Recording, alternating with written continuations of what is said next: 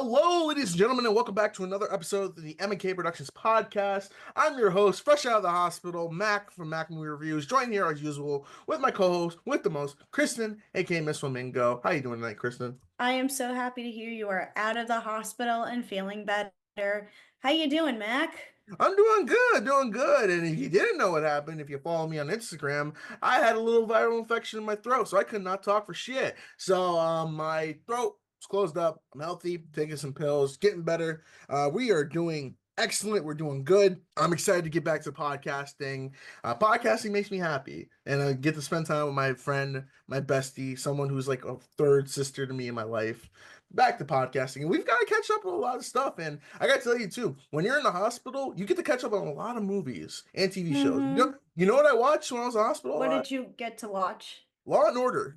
I've Oh, been watching a lot of Law and Order SVU lately. I don't know why. I'm still at a point where when I go to bed at night, I turn on Peacock and I watch Law and Order SVU and go to that's bed. not bad. It's a everybody likes it. I always don't watch it, but I know it has its taste for certain people, but I it's love not it. always for me. And So what? I was Criminal. For me, it was Criminal Minds. Oh, you were a Spencer Reed fanboy? I liked Spencer, but I liked all the casting. Like I didn't have like a fangirl crush like on Spencer Reed, but I liked his character a lot. I thought he was really, really great. But I didn't watch the new reboot that they did with all and bringing back all the cast members. I didn't watch it.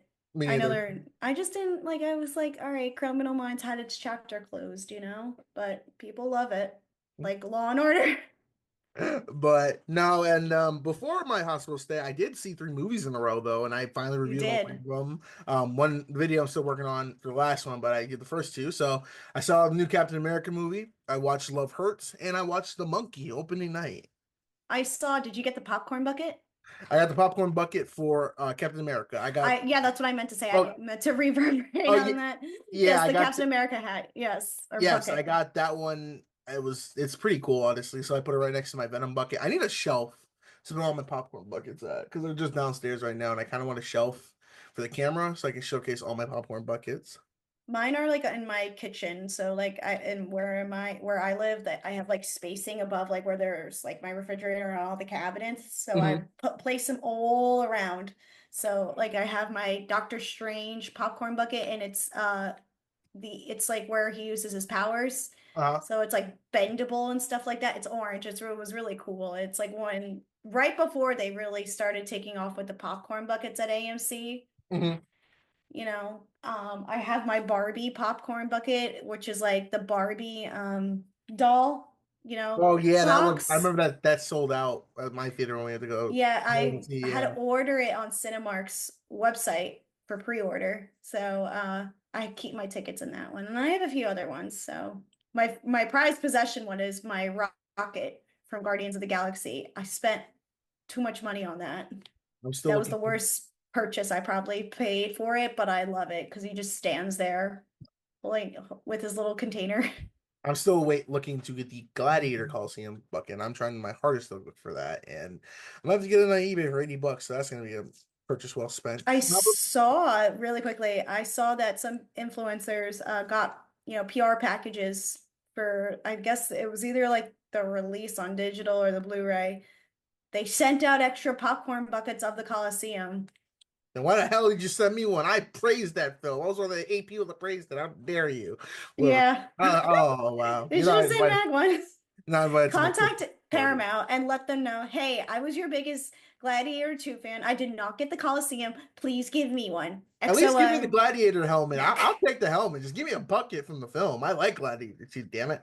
I Uh, know you did. but yeah, no. Besides our financial purchases on popcorn buckets and our continuing needs to buy one throughout the year, we got a good episode for you today. We're going to be going over some film news just quickly and going over some of the Oscar winners because the Oscars took place this past Sunday at the time of recording. We're also going to be reviewing the upcoming film directed by Adam Egoyan. I hope I pronounced that right. You did it better than how I was going to pronounce it. Is Seven Veils, starring Amanda Seyfried, which comes out in theaters on March 7th. We were lucky enough to get screeners from the studio, if I'm not mistaken, please forgive me, the distribution studio being Elevation Pictures. Yes. Elevator Pictures was like kind enough to send us early screeners, so we'll be talking about that as well. And then we'll be giving a sneak peek on what we're going to be talking about in the next couple episodes because we are going to be back on track. We're back on schedule, and we got a lot to make up for, and I'm really excited. But enough about the intro. Kristen, are you ready to get started? Yes, let's get right. Into the news. This is CNN, a network of Turner Broadcasting System.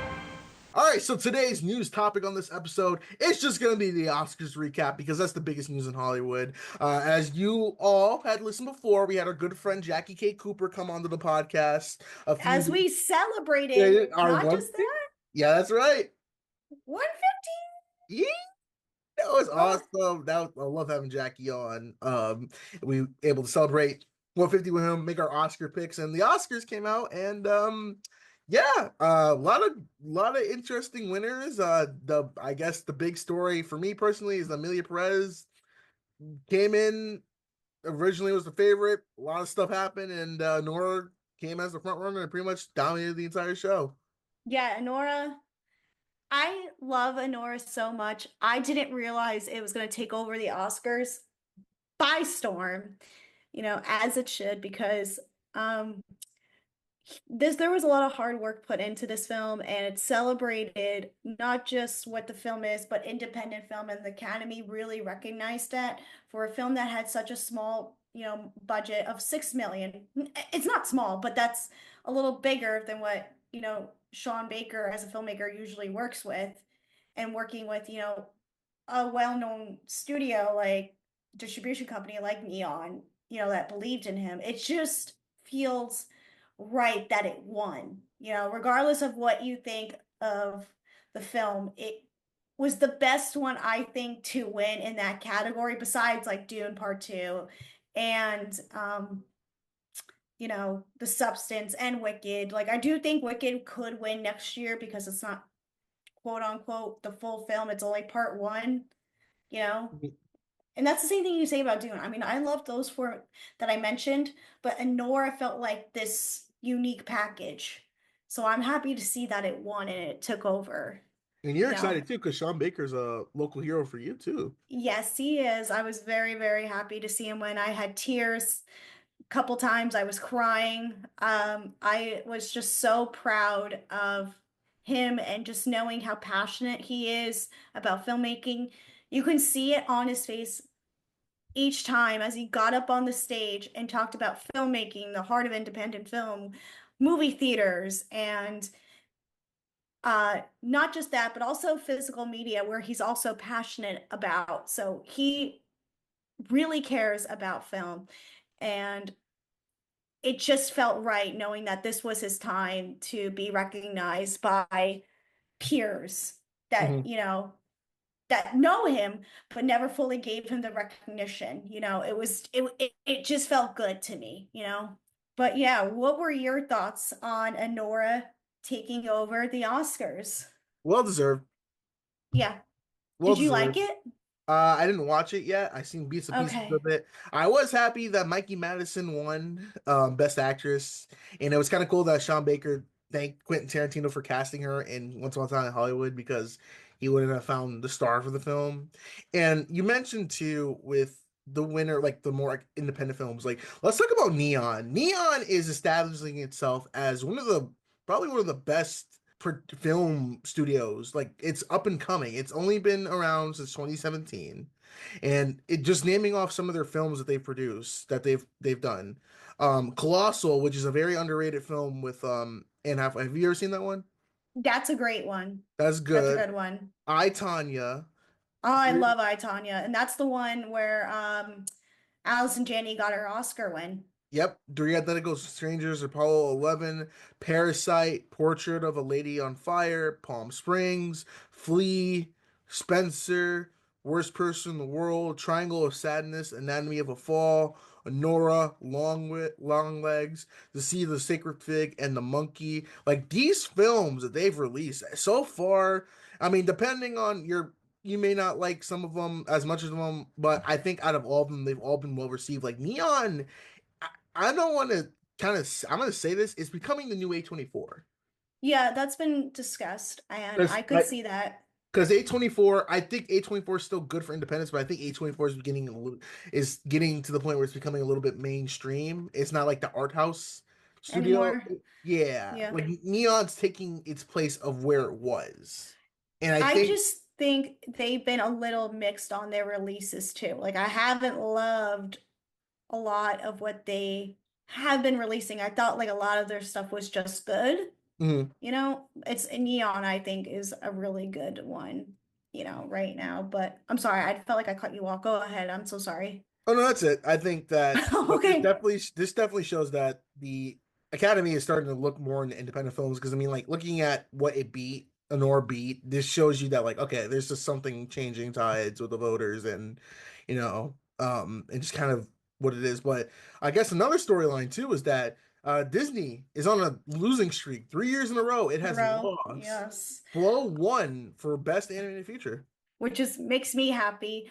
I would have been happy if Wild Robot also won. So like to me, either or Flow or Wild Robot, both films I gave like A pluses to. They both put smiles on my face, both made me cry, both had beautiful animation, both had wonderful stories, and whatever which one won, I knew I was gonna be happy.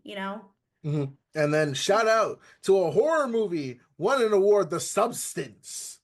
One. Yeah, it should have won more, but at least it won one. But good enough for something. That means horror can be in the Academy. It won for best Mhm. makeup and hairstyling, which, to be honest, yeah, I can see that. It was either between that or Nosferatu, which is funny. I don't know. A different one. I keep thinking A Better Man with Robbie Williams. So A different yeah. man had really great makeup and hairstyling because I also really loved that film a lot.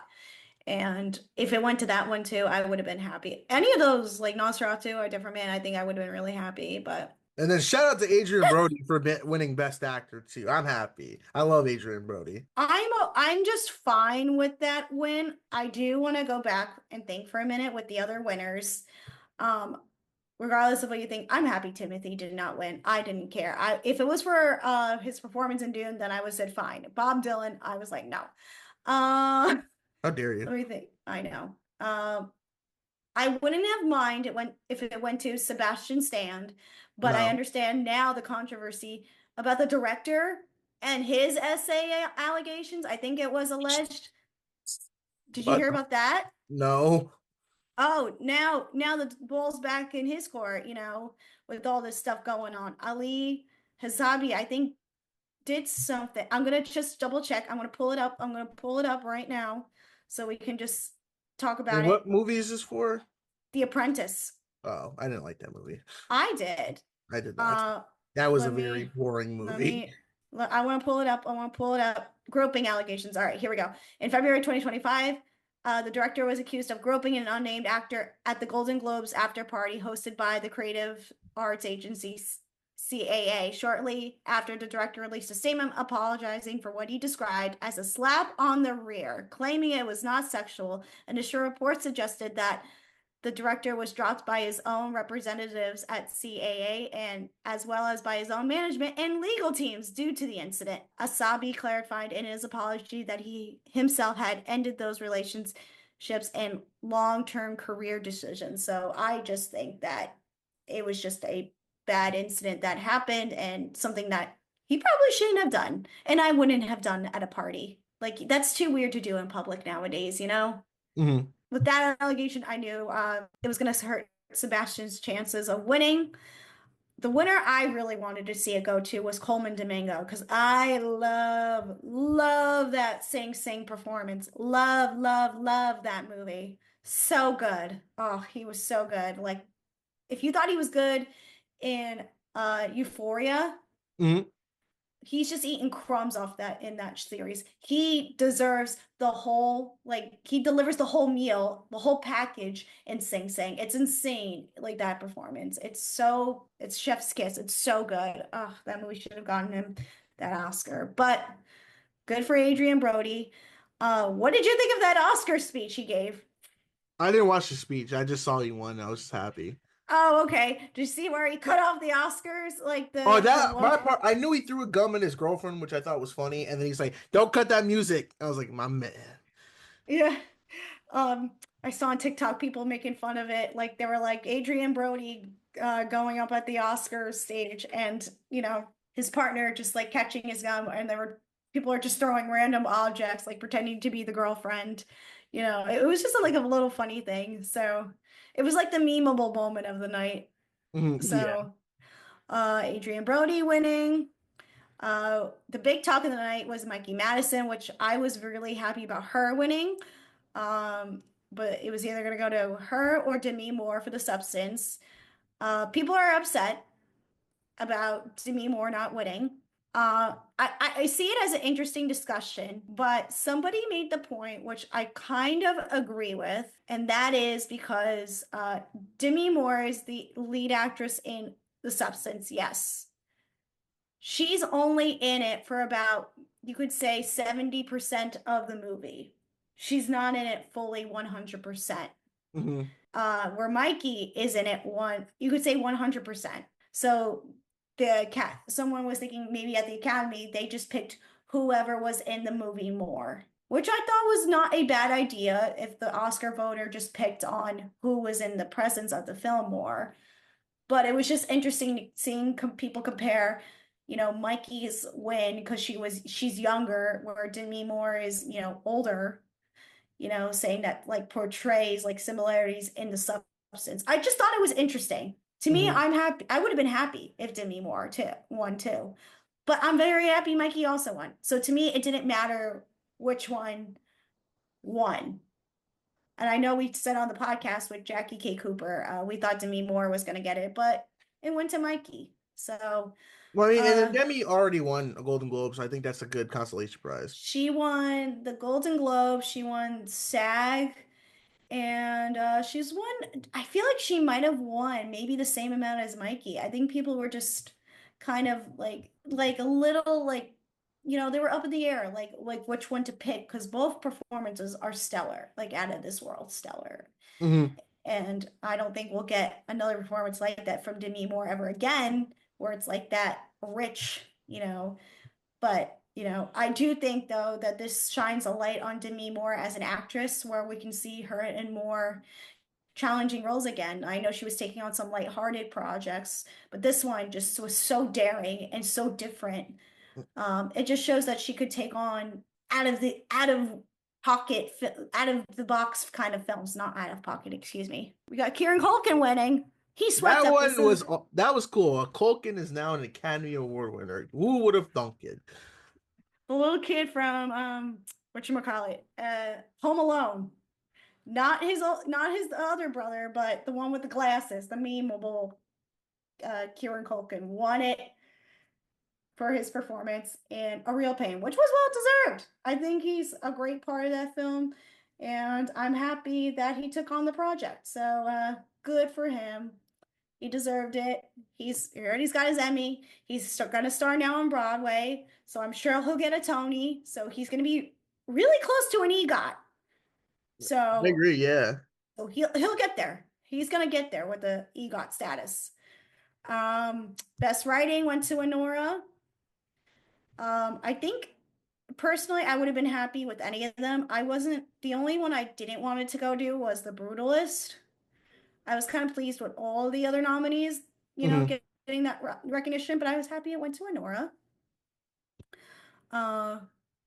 Let's see. Then we got adapted screenplay. Conclave was not a surprise. No, I think Conclave had. Although I wanted September 5 to win, but I knew Conclave. Oh no, that's the wrong one. Never. That's the original screenplay. Never mind. Yeah, Conclave September 5 was really good. That also I felt had a good screenplay. It did. Substance also stellar screenplay, and also Real Pain also had a really good screenplay. Nickel Boys, it was okay.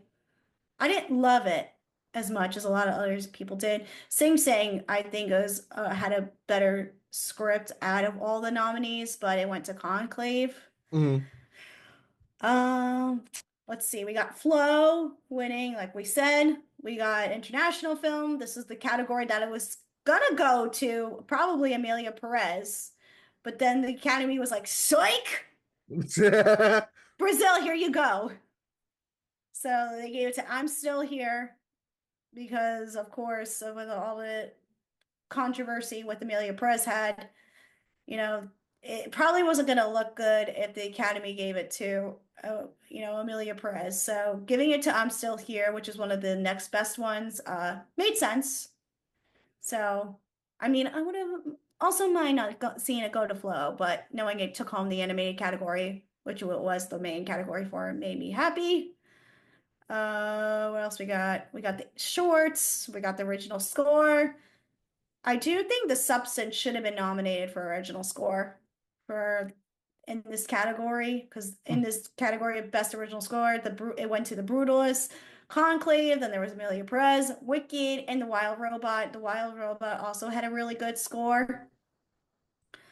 Even though I think it should have gone to The Wild Robot. I would have liked to seen The Substance nominated, I'm but surprised that Nosferatu did not get any wins. I had a feeling it wasn't gonna win, even though I wanted it to. But this is not the end for Robert Eggers and his time with the Academy. He's gonna come back. He's gonna come back. I agree. Um, of course, Elma won for original song. I wanted to be nominated at least. Ain't No Love in Oklahoma from Twisters. I love that song. I blast that song. That's my favorite country song. It's been out over like almost a year now, and I love that song. It's my favorite. That Luke Combs, such a good song. Okay, but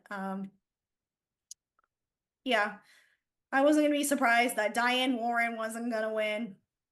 She's gonna get nominated every year. It's like a staple, but she won't win. She'll eventually win, but I don't know when.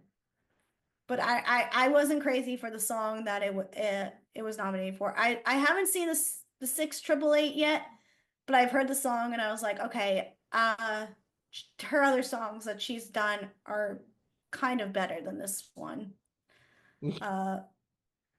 Never Too Late, Elton John, also not surprised getting an Oscar nomination because he's also beloved since he won the Academy Award for Can You Feel the Love? Tonight. Cute, cute song, one of the best songs from The Lion King. But yeah, Elma, that was the only other award Amelia Perez won for. And then, as expected, Dune won Best Sound and won Best Visual Effects. Production design went to Wicked, which is great. Even though I would have been happy if it went to Dune Part 2 or Nosferatu. Best cinematography went to The Brutalist. Dune as well got the cinematography nomination. It did not win, even though I think it should have gotten the nomination or the win, in my opinion, because I love the cinematography in Dune. We already talked about best makeup and hair. Best costume was Wicked. Shocking. Yeah, but it was I was very happy to see that he won the Oscar because he was the first African American to win that in that category for a Black African American male in that category. So but he was previously nominated for West Side Story. So happy to see him win. I love his costume design. He always posts his like drawings of a lot of the costume designs that he's working on Instagram. So if you don't follow him, go give him a follow. Paul Tazwell. But Wicked went to film editing and went to Anora, and then Best Visual Effects went to Dune Part 2. I said that earlier. But yes. That was it. All right, yeah, that was the Oscars. It was truly a lot of good. It was good to have parody and not top heavy like he usually is. Did you like Conan O'Brien as the host? Not really. I loved him. He could have done better. It wasn't funny like I thought it was, to be honest with you. I did like the Adam Sandler bit because that man was Adam just Sandler bit where he was in the audience with the standard basketball shorts and sweatshirt. He's just dressed humble. I love that guy. I love how he's great. He's great. I love how Adam Sandler is just comfortable in his own skin. It's just like, I'm gonna wear whatever the hell I want. And he showed up to the Oscars like that. It was really good. I liked Conan O'Brien's bits about, I'm not gonna waste anybody's time. The John Lithgow bit where he was frowning, Mhm. that I thought was good. If you saw him where it was like, if you go overtime, we're gonna point to John Lithgow being like given like, it almost looks like a frowning face. It It's did. Yeah, it was funny. It was very funny. I thought that was really good. I liked the opening with Ariana and Cynthia. Um, what do you think about, since we're going to talk about David Lynch in a couple weeks? Isabella Rossellini brought Laura Dern as her guest to honor David Lynch. They I only like I didn't see that portion. I don't watch the Oscars. I just see the highlights of Yeah, it. yeah, but I was going to ask you, what do you think of the Academy only honoring David Lynch for 5 seconds as opposed to like people were like, oh, why did they just put this whole James Bond bit together and not like a full David Lynch uh ceremony or presentation, clip of like, his career and not like a Bond celebration. What Let's did you face it, think? the Academy doesn't really, unless like I'm not saying David Lynch is a legend, but like Hmm. the Academy is like we will put you in a memoriam, and unless you're important enough, we won't put you into the main thing. Pretty much, like we had time they put you in a memoriam and everything. Like they even had a tribute to Gene Hackman. Morgan Freeman came out and he gave his Yeah. tribute to him. But like I mentioned, like if you're not weren't like a academy person, you'll get like we'll remember you and your contributions, but we'll put you in memoriam, and that's really it. People were upset that they didn't include rest in peace Michelle Trachtenberg from Ice Princess and Gossip Girl and stuff. Once again, Um, it's the thing of like they're probably like, well, there's too many people, we don't have there's enough too many time. people. I see it like that. Or what I think they do is they get everybody in advance. The segment is put together in advance, Mm-hmm. and then they don't make any edits like a week prior. You Yeah, know, yeah. So it's like Michelle Trachtenberg. I think we lost her about a week and a half ago. I forgot what date it It was like is. last Thursday, I Yeah, believe. last Thursday. Yeah. So the Oscars were Sunday. I think they were sort of like, all right, we are not going to be able to add her. At least that's the way I see it, for them. Would I have included her? Probably. Most likely I would have. And I think they cut Tony Todd. They didn't include him, Nope. which I think is wrong. They should have included him because he's also a horror legend. But yeah, Oscars, everybody. It was truly, and our predictions were pretty much spot on. We knew everything. We predicted it. We knew We everything. were the voters the whole time. We are the voters. Yes, we are the authority. But yeah, no, let us know down in the comments below. What did you think of the Oscar winners? What were your surprises? And what do you think is gonna take it this year? We already got some films coming out this year that we don't know. It's gonna be an open race. Wicked's probably gonna win everything, but we'll see. We Probably should next year Wicked will sweep because it's part two. But then again, Dune was stellar, but didn't sweep at all. Like what I would have loved to have seen in the technical side. But oh well. But on to the topic at hand. Let us move on and let's talk about a film that's coming out this Friday, and that is Seven Veils, directed by Adam Egoyan, starring Amanda Seyfried and also Rebecca Lydiard, Douglas Smith, Mark O'Brien, Vanessa Antoine, Michael Cooper, Radiaki. These names I'm trying. Amber Braid and Lynette Weir. It is produced by the. Oh, I'm sorry. It is going to be distributed by Elevation Pictures, and like we mentioned, it's coming out this Friday. But technically, it's been out since 2023 because its premiere was at TIFF. Yeah, the premiere was at TIFF and just never got an official release. I knew about it, but I thought it was like premiered last year, 2024. No, this Me was like two too. years ago, and I was like, oh, okay. Um, and I thought it was an interesting film. What is the I think film? What's the film about? Oh, let me pull up the notes. Hold on. I didn't know you were gonna ask me. All right, Oh let yeah. me go back. Well, you're Hold on, usually the y'all. synopsis person, so I was like, I'll pass it to her. After years away, theater director Janine, Academy Award nominee Amanda Seyfried, re-enters the opera world to stage her former mentor's most famous work. Haunted by dark and disturbing memories from her past, Janine allows her repressed trauma to color the present as her personal and professional lives begin to unravel. Renowned director Adam Egon reunites with Seyfried in this visually stunning, pro oh, I can't even say this word.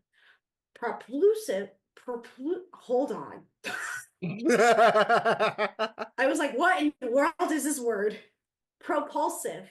Propulsive work filmed on location during the staging of Egon's acclaimed production of Salmon. I think that's how you say it. I couldn't remember because I watched the film a few days ago and Salome, thank you. Salome, sorry. Alrighty, so Mac, what did you think of the movie? So, watching it, keep in mind, I watched this when I was in the hospital, thanks to the folks at the studios for sending over a screener. I watched it and I enjoyed it. It was a very suspenseful, thorough movie. Will not recommend listening to the music of this film while you're out of it because it sounds very horrifying when you're on Toradol I and you're in think the hospital bed. definitely when they're doing all the stage production stuff. Mhm. Oh my God, I could probably see that for you. Getting like, what am I doing? I was Why do I hear this music? like, oh my gosh, what the hell's happening?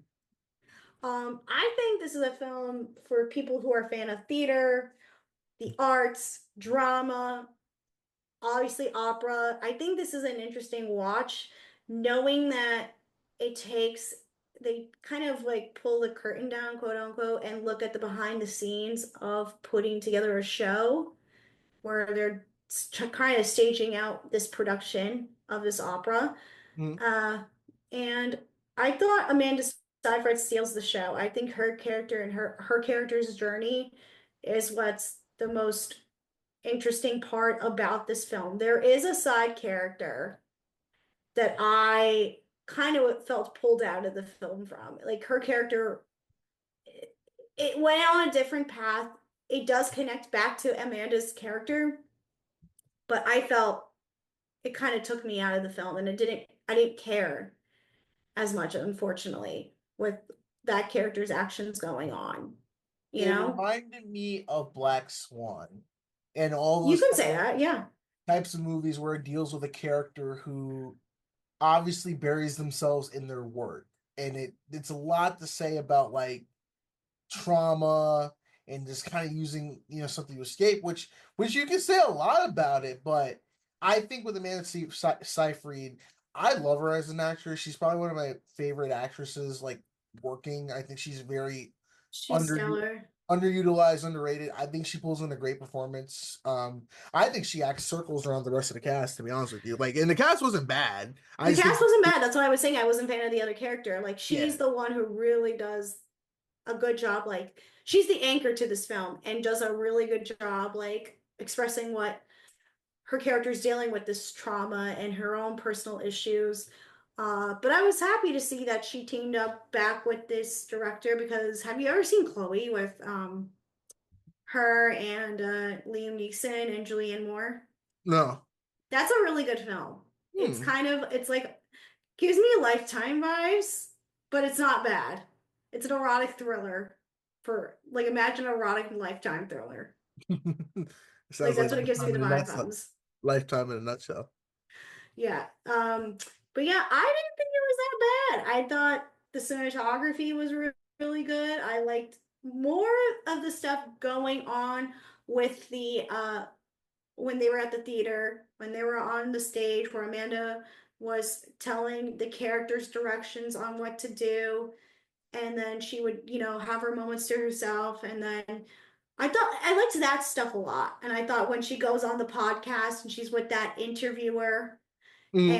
and he's asking her some personal questions and she's just trying to deliver the best way that she could you know It's a lot, and knowing what happens with her character and the trauma that she is faced with, because we can't reveal what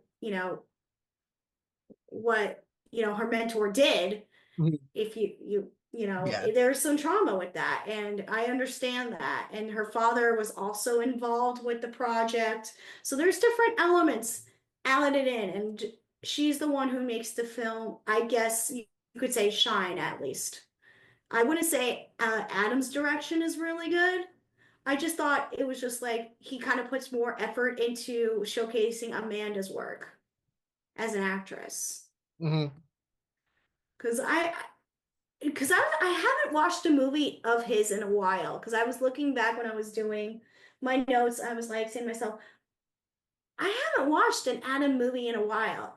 Even though I've seen his films, he's directed like I said, Chloe, Devil's Knot, The Captive with Ryan Reynolds, um, what is it? Calendar, all these other films, but like I haven't seen a movie of his. Last one he released was back in 2019 that So I was this not familiar with. So this is my this first time actually watching a film from his in a while. this is my first ever Adam film ever. I've never seen Oh, it. really? Yeah, I've never seen his films. Would you say that this was just kind of one of his best ones, or which one do you think I should watch to get it acclimated with him more in his style of filmmaking? People haven't been fan of of his last few works. I saw Devil's Knot when it was in theaters, and that was probably the only Adam film I saw that was released in theaters. Let's see. I would recommend some of his work. I haven't seen all of them, but Erotica is his most well-known movie, and Right. so is The Sweet Hereafter. Hmm. Like those are the most well-known ones, but the one I knew him was Chloe, because Oh. because of Amanda Seyfried. Because I remember when I was a kid, well, not kid, but a teen, preteen, they were advertising the movie a lot, and I was like, oh, that's the girl from Mean Girls. And then and I was like, as I got older, I realized, yeah, I'll check out this movie. I think I saw it when I was in high school. It came out in 2009, so that was my first Adam film, and I liked it. Like I said, it's very lifetime, adult lifetime. It's adult lifetime. So, I don't know if I 100% recommend it, his work overall. I think he's just an interesting director that does take on unique stuff. I don't know how I feel about Captives though, because that's like the Ryan Reynolds one. It had Rosario Dawson. I haven't seen it in a while. Mhm. So that one, I think, did A24 release that? No, Entertainment One. I just looked at it. I thought it was A24. But yeah. Seven Veils. I don't think I could recommend it to everybody though, because I do think people are not going to be interested as much what's going on, what's presented with the opera. I think it's going to be for select audiences. Like I can't fully recommend it. Like this is a film I can't recommend to my parents because I feel like they are going to get bored. I just looked at this and I was like, okay, knowing people like my husband, my family, I'll watch anything. There's select Oh, same, people that, yeah. and I know you will watch anything. Like I just know if I were to show this to like some of my friends and my family and stuff, they would be like, this was boring. And you know, I can't fully recommend it, even though I thought it was really good though. So just for select audiences. If you're into art house, like I said, if you're a fan of theater, if you're a fan of drama, if you're a fan of the arts and opera, then I definitely recommend you checking it out. Give it a Or if you're a fan of watch. Amanda Seyfried, if you like Amanda Seyfried, then give it a chance. But give it a watch. It was Give it fun. a watch. It was fun. It does look. I will say the poster is very. I will say I thought the poster it was gonna be like the last Exorcist. It looked like with the Russell Crowe movie. It does, doesn't it? I feel like I it's was, misleading. I was like, is this an Exorcism movie? That's what I thought when they sent me the press notes for this. And I was like, the way that the shadow, like one of the pictures for the press notes, it's like there's a shadow behind Amanda Seyfried, like somebody's screaming like in the background or something. Mhm. And then Amanda Seyfried, like you could tell, is like looking at something. And I'm like, oh, she's looking at a computer and seeing something, or reading a book and seeing something. No, it's just like this, the way the shot is, and just like her reaction to something. And they just captured it that way. But no, Seven Veils, kind of misleading when I saw it. I thought this was going to be a horror film for us. I was going to be like, oh, this is going to be great. And That's what I thought too. Yeah. no, it was a drama. It was a, piece of drama. So, but it was fine. Yeah, I agree. If you like it, if you like Christian mentioned, art house films, Amanda Seyfried, and just want something different, give it a watch. It may not be for a lot of the commoners and normies of the audience, but give it a watch. It comes out in theaters this Friday, the 7th time of this recording. Give it a watch. It's pretty entertaining. Yeah. Pretty entertaining. But what's your final grade of it? I'm gonna give it a B minus. I'm gonna give it a B. I'm gonna go a grade higher. Oh, nice job. Okay. Yes. I Well, do. thank you. I probably will rewatch it just to kind of get another perspective on it, not being in the hospital, but I will probably rewatch this. Yeah. But yeah, that's our review on You rather Seven thank Veils. someone? Yes, I was going to say thank you to Elevation Pictures for sharing the film with us. It was great. And to also XYZ Media for they were also the ones who were sharing the movie too. So thank you. So yeah, that's how You're I'm going to say my thank awesome. yous to. Thumbs up, you But, just can't see it. but yeah, I think it's gonna wrap it up for this episode. Kristen, do you want to tell the folks what we have in store for the next coming episodes? Yes, we're finally going to talk about Keiji Kwan's disaster of his action movie, Love Oh. Hurts. It hurt while watching it, but we're going to discuss it anyways. If it's still in theaters, great. If you want to check it out before you hear our interview, but it will probably by the time of this recording, it will probably be on demand. But we're going to talk about that, and then we're going to talk Novocaine with the star, not the with the star. Oh my God.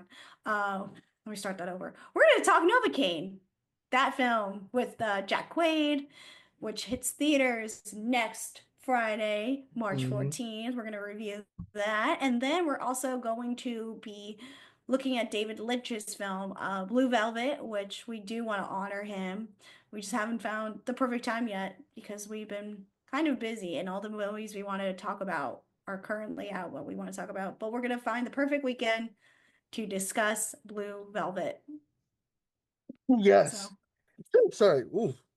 bless you. Thank you, Dust. And also, shout out to our Patreons. You are big supporters. We love you so much. Remember, you can donate to our Patreon. 7 days free trial first, and it's $1 a month. We actually I posted big news inquiring about potentially some big episode coming soon in the coming months, but that's only Patreon, so they know what's up. But if it's in the public, we can't talk about it, but the Patreon knows what's going on. And I think Patreon knows what's up. yes. And link in the description to go donate to Patreon. It really helps out the show, helps us out. We want to thank you all for tuning in for another episode. Like we said, we're back on schedule. Everyone's healthy. Our mind's getting right. We're getting ready to head into the spring season. So we're going to be bull rushing into the summer because this summer we're going to be packed with a lot of the films. But until next time, I've been Mac. This has been Kristen, and you've been listening to the M&K Productions Podcast. Peace. Bye.